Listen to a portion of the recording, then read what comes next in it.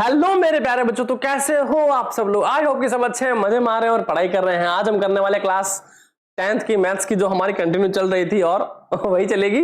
पर एक्सरसाइज 6.1 हमने कंप्लीट कर ली थी, है ना। तो जिसने नहीं देखी है वो जाके चेक कर सकता है। देन आज 6.2 का क्वेश्चन नंबर हम थर्ड करने वाले हैं। क्यों सर, फर्स्ट सेकंड क्यों नहीं? अरे वो भी हमने प्रीवियस सेशन में कर लिया था। सो बिना टाइम वेस्ट के देखते हैं कि क्वेश्चन क्या कह रहा है हमारा। भैया क्वेश्चन बड़ा प्यारा सा है। बोला कि आकृति दे रखी है 6.18, कहां दे रखी है? ये पास में। और कहा है कि यदि LM जो है वो क्या है, इसके CB के पैरेलल है, ठीक है। और LN जो है वो CD के पैरेलल है, ठीक है। तो सिद्ध करना है कि AM अपॉन AB बराबर है AN अपॉन AD के। तो सबसे पहले इसने पूछा क्या है, हमें वो नोटिस करना है। क्या बोला? AM। क्या बोला? AM बोला। तो पहले मैं आपको लाइन इंडिकेट कर देता हूं, कौन सी वाली बोली है। AM इट मींस कि ये बट्टा AB बट्टा AB के लिए आपके पास इंडिकेशन है पूरा कि भैया यहां से लेके ये जो है ये पूरी लाइन, और उसी के साथ इसने बोला है कि AN इट मींस ये वाली लाइन और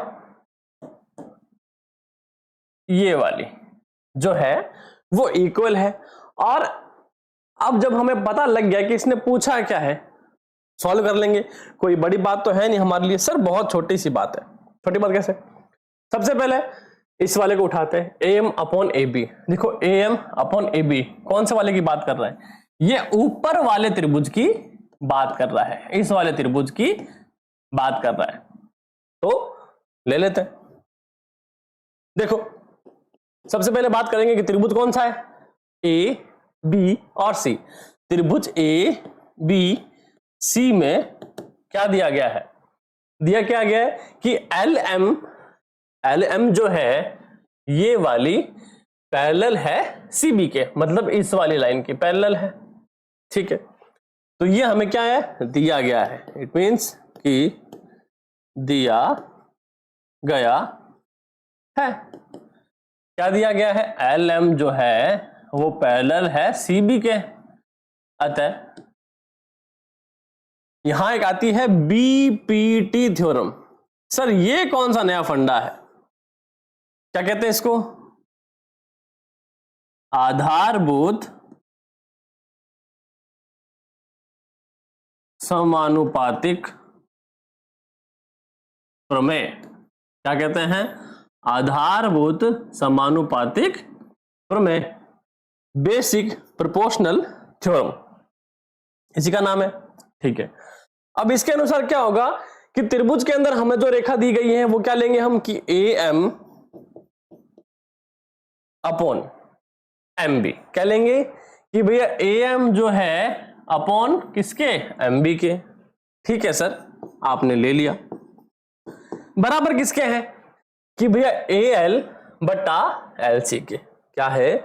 AL बट्टा LC, ठीक है सर। क्या करते हैं इसको मानते हैं हम समीकरण नंबर 1। क्या मानते हैं? समीकरण नंबर 1 हमने इसको मान लिया। कोई बड़ी बात है? कुछ ज्यादा डिफिकल्ट क्या? नहीं सर, सिंपल सा क्वेश्चन है, हमने उसको सिंपल से तरीके से टैकल कर रहे हैं। अब दूसरे त्रिभुज की बात करते हैं। कौन सा है सर? दिखाओगे तभी तो पता लगेगा ना कौन सा त्रिभुज है। दूसरा है, ऊपर वाले को हटा दो, नीचे वाले की बारी आ जाती है कि भैया A C और D, ये बचता है त्रिभुज हमारे पास। बिल्कुल यही बचता है। तो देखो अगला है त्रिभुज हमारा ACD में। इसमें क्या दिया गया है? इसमें दिया गया है हमारा LN। क्या है? LN जो है पैरेलल है CD के। अब क्या मुझे अब आपको बताने की जरूरत है क्या सर LN कौन सा CD कौन सा है? बता देता हूं फिर भी। देखो ये रहा LN और ये रहा CD, ये दोनों क्या है? पैरेलल है। तो अगर ये पैरेलल है, अगर ये पैरेलल है जो कि हमें दिया गया है, बिल्कुल सर दिया गया है, तो यहां पर फिर से एक प्रमेय आती है। कौन सी? आधारभूत समानुपातिक प्रमेय। कुछ ज्यादा डिफिकल्ट वर्ड लिख रहा हूं क्या? तो BPT थ्योरम लिख दो। है ना, बीपीटी बेसिक प्रोपोर्शनल थ्योरम। ठीक है, अब क्या बता हमारे पास भैया एल अपॉन क्या हो जाएगा, एलसी हो जाएगा। क्या हो जाएगा, एल अपॉन एलसी हो जाएगा, बराबर किसके, बराबर A N upon N D, A N upon N D. ठीक है, कुछ डिफिकल्ट टास्क किया हमने, नहीं किया, तो हमने इसको मान लिया कौन सी समीकरण नंबर, ये हमारी 2 हो गई, है कि नहीं। हाँ, समीकरण नंबर 2 होगी। अब क्या करते हैं सर, जैसे कि हम हर एक क्वेश्चन में करते हैं कि समीकरण 1 व 2 को बराबर रखने पर क्या करेंगे, अतः समीकरण 1 व 2 को बराबर रखने पर,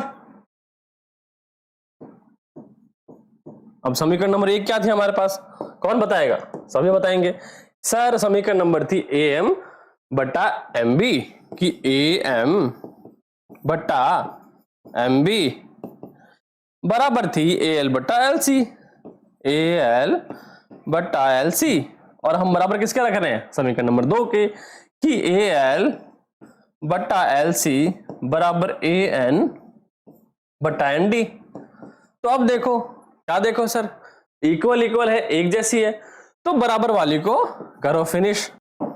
ठीक है, काट दिया। अब हमारे पास क्या बचा सर, सर सिंपल सी बात है, ए एम बटा एम बी और ए एन बटा एन डी बचा। पर सर ये तो आंसर नहीं है, ये बिल्कुल आंसर नहीं है ना, तो ए एम बटा एम बी बराबर है ए एन बटा एन डी। सर इसका क्या करेंगे, इसको अब सिंपल से मेथड से आगे सॉल्व करेंगे। सर अब क्या सॉल्व है, छोटा सा और है, देखो क्या किया, ए एम बटा एम बी, कि सर ए एम बटा एम बी बराबर है हमारा ए एन बटा एन डी, ए एन बटा एन डी। देखो दोनों को, इन दोनों को व्युत्क्रम करने पर, क्या करने पर, व्युत्क्रम करने पर, अर्थात उल्टा करने पर। कैसे करेंगे सर, वो सर कुछ इस तरह से करेंगे, देखो कि जैसे एम है वो ऊपर है तो नीचे आ जाएगा और एम बी ऊपर आ जाएगा, तो एम बी बटा ए एम बराबर एन डी बटा ए एन, और फिर दोनों में क्या करेंगे, प्लस 1 जोड़ने पर, इसमें दोनों में जोड़ेंगे सर, सिंपल सी बात है, बहुत आसान सी है।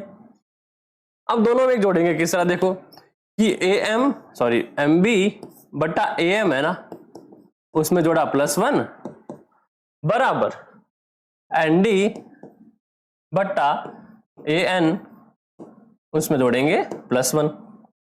अब क्या करो, इसका एलसीएम लो, बट्टे में 1 रख के सीधा कर दो, उसको बोलते हैं क्रॉस मल्टीप्लीकेशन, वज्र गुणा। तो देखो यहां एक एम बी का एम बी रहेगा, प्लस ए एम आ जाएगा इधर, बट्टा ए एम का एम रहेगा, वहीं यहां पर N D plus A N बट्टा ए एन। सर अब क्या करें, अब देखो एम बी और ए एम मिला के क्या बनता है, एम बी और ए एम, देखो एम बी और ए मिला के बनता है हमारा ए बी, क्या बनता है, ए बी बनता है, बिल्कुल सही बात है।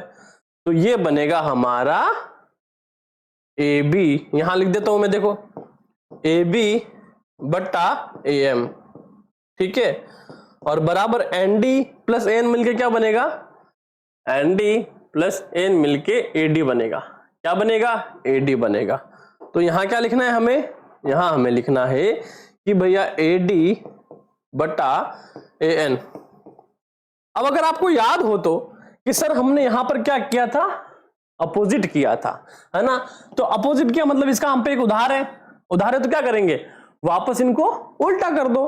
तो ये लो सर, पुनः व्युत्क्रम करने पर क्या करेंगे कि भैया ए एम बट्टा ए बी और बराबर ए एन बटा ए डी। तो अब देखो क्या ये आंसर जो है आपका मैच हो रहा है। देखो ए एम बटा ए बी और ए एन बटा ए डी, ए एम बटा ए बी और ए एन बटा ए डी। तो ये क्या हो गया, इसको कहते हैं इति सिद्धम। क्या कहते हैं, इति सिद्धम। इंग्लिश में बोले तो हैंस प्रूफ्ड।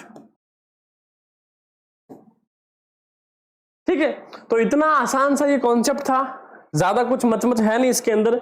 बस इतना सा हमें है कि जब हम अगर उल्टा करेंगे तो वापस हमें क्या कर देना है, उसको सीधा कर देना है। तो इसका हिसाब भी क्लियर। अब रही सर आपने प्लस क्यों जोड़ा, तो देखो अगर मैं प्लस सिर्फ एक तरफ जोड़ता तो समीकरण अनबैलेंस हो जाती है ना। हमने दोनों में जोड़ा तो मतलब जिससे समीकरण में कोई बदलाव हुआ नहीं, समीकरण वही की वही थी, ना तो इनमें घटोती हुई ना इसमें बढ़ोतरी हुई, समीकरण वही थी। और दोनों तरफ हम जोड़ा तो हिसाब बराबर है ना, जो भी दिया बराबर दिया, कोई हमने किसी को गलत, किसी के साथ गलत नहीं किया है। ठीक है, तो यहां ये हो गया, यहां कॉन्सेप्ट हमें, और इससे पहले वाला आपको तो समझ आ ही चुका है। तो आई होप ये क्वेश्चन जो है आपको समझ में आया होगा। कैसा लगा कमेंट करके बताना, समझ में आया, तरीका कैसा रहा। और अगर चैनल पर नए हो तो देखो फटाफट से यारो, बिना कुछ करने की जरूरत नहीं है, सब्सक्राइब कर देना और ये जो लाइक बटन है सपोर्ट करो यार। ठीक है, फिर मिलते हैं अगले क्वेश्चन के साथ। Thank you so much.